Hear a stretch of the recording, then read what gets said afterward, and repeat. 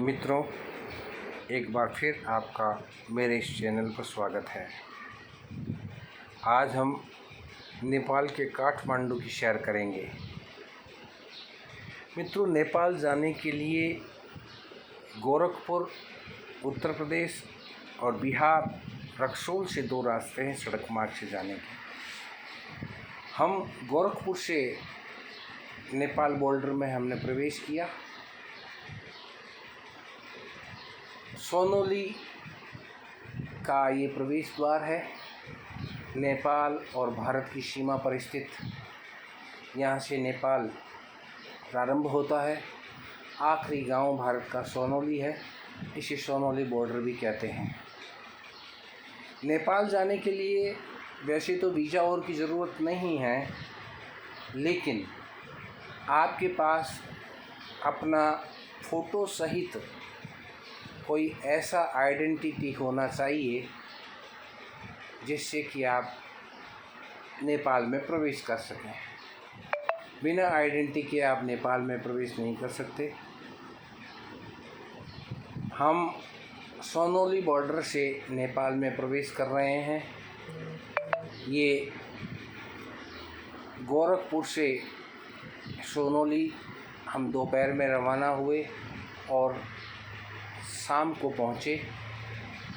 फिर वहाँ जो बॉर्डर पर है पर्यटक सहायता केंद्र, वहाँ हमने अपने परिचय पत्र वगैरह दिए और उसके बाद हमें आगे बढ़ने की अनुमति दी गई। इस तरह हमने गोरखपुर बॉर्डर के सोनोली गांव से नेपाल की सीमा में प्रवेश किया।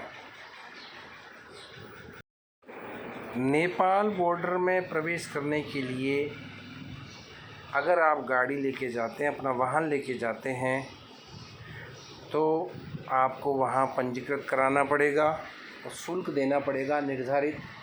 और जितने दिन के लिए आपने नेपाल में यात्रा करने का प्लान किया है, उतने दिन में ही आपको वापस बॉर्डर क्रॉस करना ज़रूरी है, अन्यथा आपके लिए मुश्किल हो सकती है।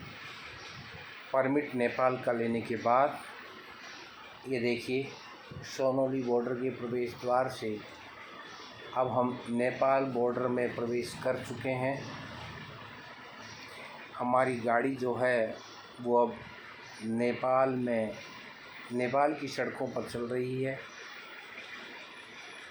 ये सोनोली बॉर्डर को क्रॉस करने के बाद नेपाल की सीमा में प्रवेश है।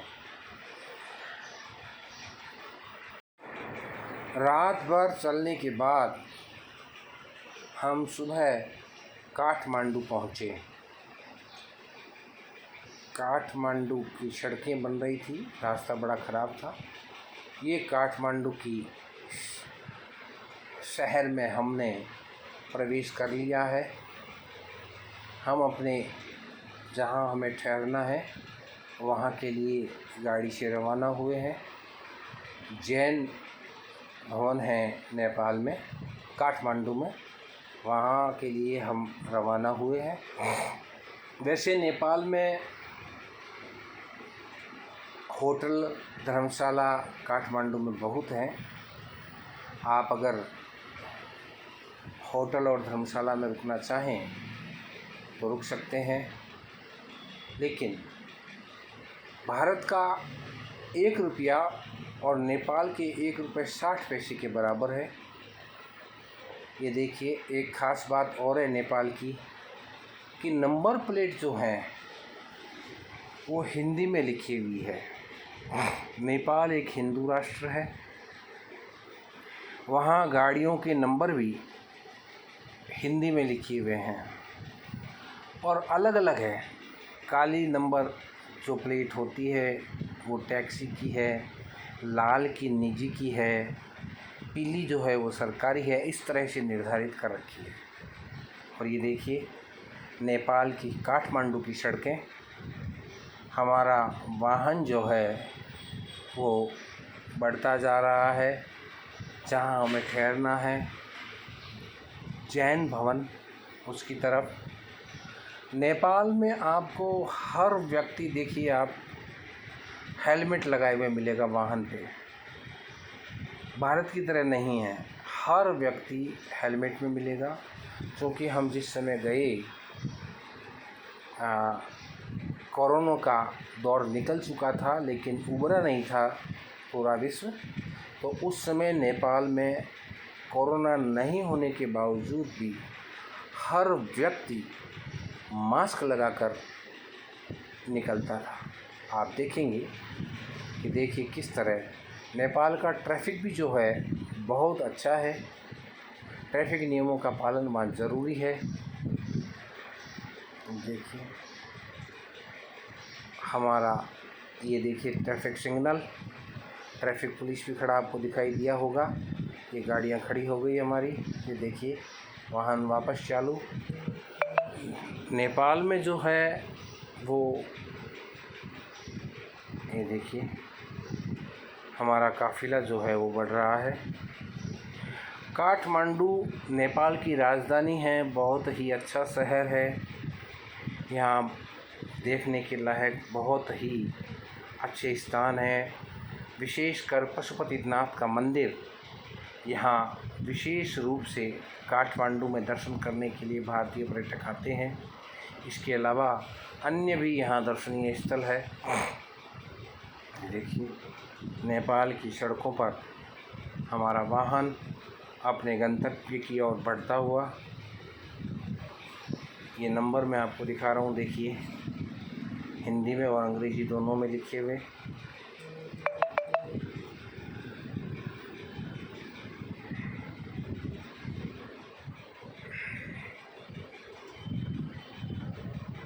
साइकिलें भी वहाँ चलती हैं नेपाल में। ये देखिए साइकिल सवार हमारे आगे चल रहा है, मोटरसाइकिल भी है। जेब्रा लाइनों वगैरह का पूरा ध्यान रखना पड़ता है।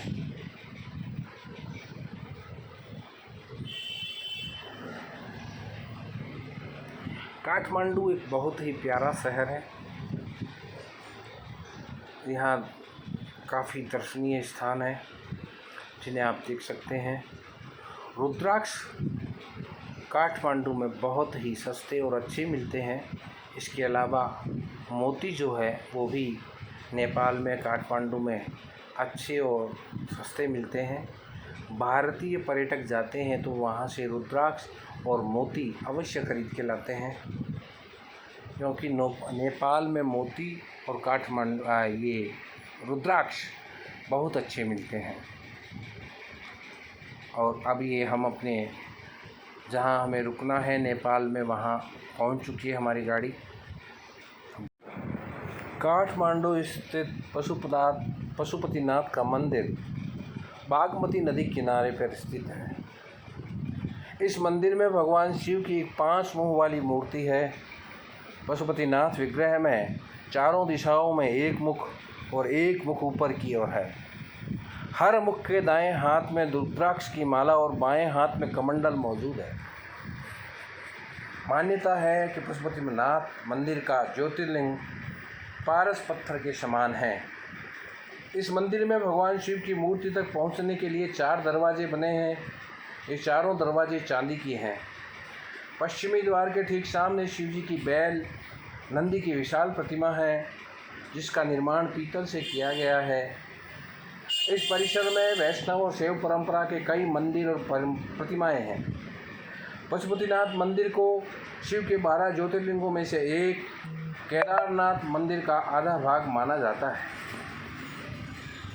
यह मंदिर लगभग 264 वर्ग हेक्टेयर क्षेत्र में फैला हुआ है, जिसमें 518 मंदिर और स्मारक शामिल है। मंदिर की छत द्विस्तरीय है, जो तांबे से बनी हुई है और उस पर सोने की परत चढ़ाई हुई है। मंदिर एक वर्गाकार चबूतरे पर बना है, जिसकी आधार से शिखर तक की ऊंचाई 23 मीटर और 7 सेंटीमीटर है। मंदिर का शिखर सोने का है, जिसे गजूर कहते हैं। परिसर के भीतर 2 गर्भगृह हैं, एक भीतर और दूसरा बाहर। भीतरी गर्भगृह वह स्थान है जहाँ शिव की प्रतिमा को स्थापित किया गया है, जबकि बाहरी गर्भगृह खुला गलियारा है। मंदिर के हम दर्शन पशुपतिनाथ के नहीं करा सकते, क्योंकि अंदर मोबाइल और कैमरा ले जाना मना है। इसलिए मैं आपको इस मंदिर के बारे में बता रहा हूँ। भीतरी आंगन में मौजूद मंदिर और प्रतिमाओं में वासुकीनाथ मंदिर, उन्मत्ता भैरव मंदिर, सूर्य मंदिर, कीर्ति मुख भैरव मंदिर, बुधा नीलकंठ मंदिर, हनुमान मूर्ति और 184 शिवलिंग मूर्तियाँ प्रमुख रूप से मौजूद हैं, जबकि बाहरी परिसर में राम मंदिर, विराट स्वरूप मंदिर, 12 ज्योतिर्लिंग और 15 शिवालय गुहाश्वरी मंदिर के दर्शन किए जा सकते हैं।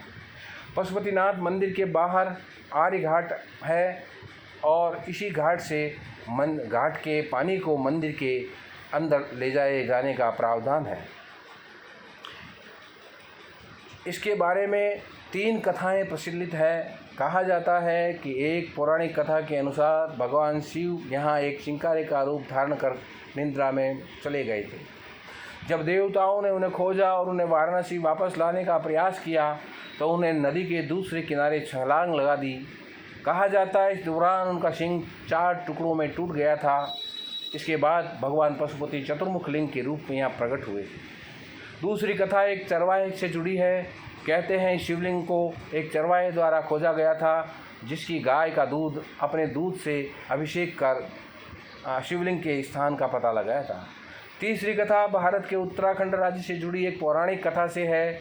इस कथा के अनुसार इस मंदिर का संबंध केदारनाथ मंदिर से है। कहा जाता है जब पांडवों को स्वर्ग प्रयाण के समय शिवजी ने भैंसे के स्वरूप में दर्शन दिए थे तो बाद में धरती में समा गए, लेकिन पूर्णतः समाने से पूर्व भीम ने उनकी पूंछ पकड़ ली थी। जिस स्थान पर भीम ने इस कार्य को किया था उसे वर्तमान में केदारनाथ धाम के नाम से जाना जाता है एवं जिस स्थान पर उसका मुख धरती से बाहर आया उसे पशुपतिनाथ कहा जाता है। पुराणों में पंच केदार की कथा नाम से इस कथा का विस्तार से उल्लेख मिलता है। इस मंदिर के दर्शन करने का समय, ये मंदिर रोज़ाना दिन में सुबह 4 बजे से रात्रि 9 बजे तक खुला रहता है और यह केवल दोपहर के समय और साढ़े 5 बजे मंदिर के पट बंद किए जाते हैं। मंदिर में जाने का सबसे उत्तम समय सुबह जल्दी और देर शाम का होता है। पूरे मंदिर परिसर का भ्रमण करने के लिए 90 से 1.5 से 2 घंटे का समय लगता है। जिस समय हम यहाँ पहुँचे वहाँ आरती हो रही थी और हमने चारों दरवाज़ों से पशुपतिनाथ के दर्शन किए। ये हमारा सौभाग्य है। ये पशुपतिनाथ मंदिर का परिसर है। रात्रि के समय पहुंचने से जगमगाहट भरी हुई है। इस मंदिर में आकर्षक लोगों का आना जाना, आरती का समय, और जिस समय हम पहुंचे आरती हो रही थी, हमने आरती का आनंद लिया। और कहा जाता है कि यह आरती के समय ही इसके चारों दरवाजे गेट खुलते हैं और हमने चारों दरवाज़ों से शिव के 4 स्वरूपों के दर्शन किए हैं। ये हमारा सौभाग्य है। ये देखिए, ये मंदिर परिसर बहुत ही अच्छे ढंग से बना हुआ प्राकृतिक सौंदर्य का नज़ारा आप देख सकते हैं। ये मंदिर का मुख्य प्रवेश द्वार है। ये देखिए, हाँ, इससे हमने प्रवेश किया और ये है पशुपतिनाथ मंदिर का विहंगम दृश्य। ये विहंगम दृश्य, और ये मंदिर के अंदर हमने चोरी छिपे इसको थोड़ा वीडियो किया था। और उसके बाद हम काठमांडू के दूसरे स्थलों को देखने के लिए निकल पड़े। और यह है काठमांडू का एक पार्क है जिसका नाम है, ये देखिए, बहुत ही सुंदर, मौसम सुहाना। ये देखिए, बहुत सुंदर और मौसम सुहाना था जिस समय हम गए वहाँ। हालांकि सर्दी थी लेकिन आनंद बहुत था। बहुत बड़ा विशाल पार्क है। ये देखिए, ये यहाँ की हरियाली, प्राकृतिक सौंदर्य की छटा, त्रिभुवन पार्क कहते हैं इसे। और ये देखिए त्रिभुवन पार्क की छटा। कुछ फ़ोटो मैंने साभार लिए हैं, वो साफ क्लियर थे, इसलिए। ये स्तूप है काठमांडू का।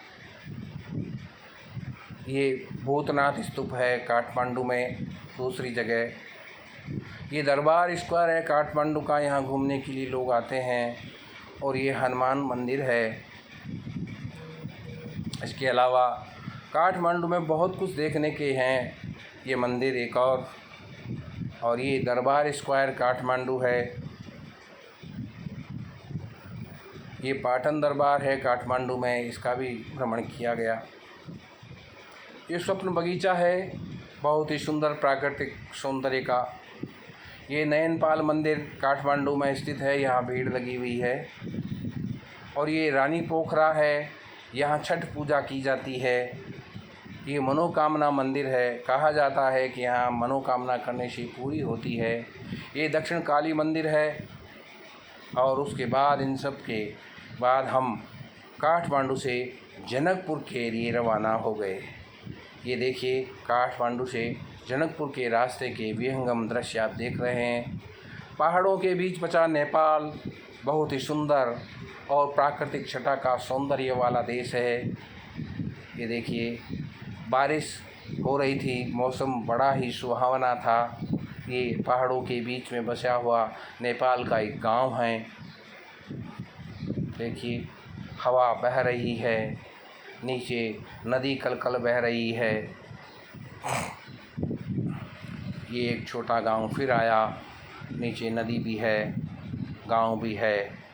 और हमारी जो गाड़ी है वो काठमांडू से जनकपुर की ओर बढ़ रही है।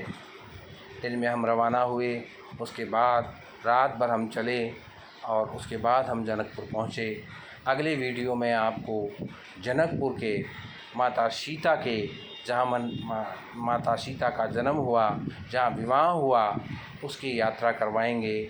और आपको ये वीडियो अगर अच्छा लगा है तो आप इसे लाइक करें, शेयर करें, सब्सक्राइब करें, ताकि और अच्छे अच्छे वीडियो आपको देखने को मिलें। दोस्तों, आपके सहयोग से ही यह चैनल आगे बढ़ सकता है। आपको सिर्फ एक लाइक करना है, आपको सब्सक्राइब भी करना है, ताकि आप जो हैं वो मैं जो भी वीडियो बनाऊं आपको सब्सक्राइब करने के बाद उसकी बेल आइकन मिल जाएगी और आप मेरे नए वीडियो को देख सकेंगे।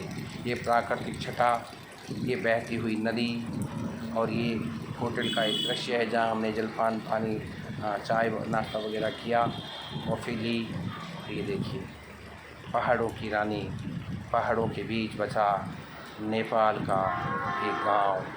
मौसम देखिए बहुत सुहाना, बस बह रही बस खड़ी है हमारी और पानी रिमझिम रिमझिम बरस रहा है।